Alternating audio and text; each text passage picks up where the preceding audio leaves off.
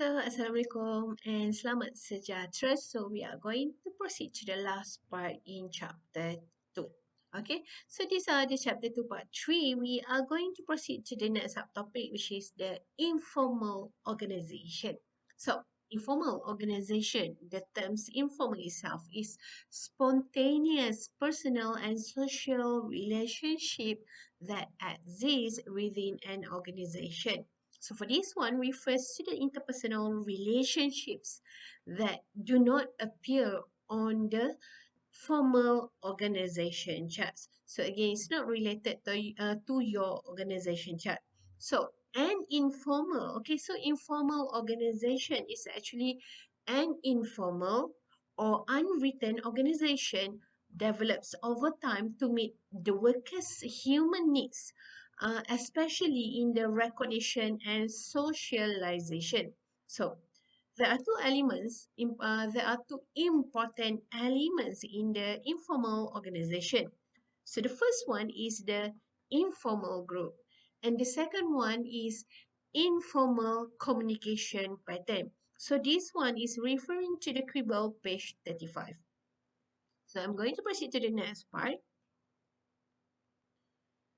Um, okay, so the informal group is actually tend to have a powerful influence on their members.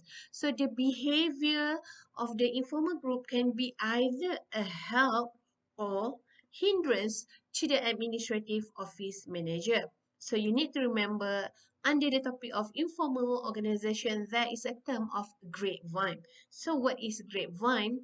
Grapevine is actually the transmission of information by word of mouth without regard for organizational levels, often provides a great deal of useful information to workers and managers alike. Okay, this is the term of the grapevine. So, that's it for now for chapter 2, part 3. Okay, so actually for this one, we are referring to the Quibble for his book of Administrative Office Management and Introduction. And then we are referring to Collis and Keeling for the book of Administrative Office Management. Okay, so we are going to recap back what we have learned previously in chapter 2. So in chapter 2, we have discussed about the organizational principles of management. There are 8, okay?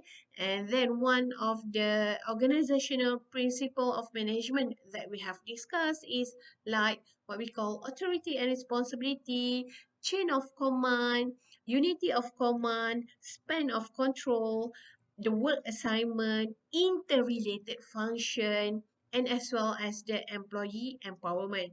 But you need to remember under the employee empowerment, there are the advantages of employee empowerment.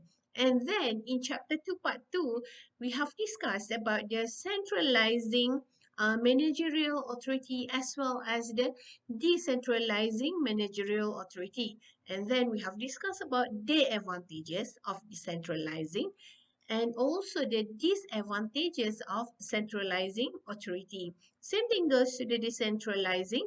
We have discussed about the advantages as well as the disadvantages of decentralizing authority. And then we also have discussed about the 7 factors that determine the feasibility of the centralization.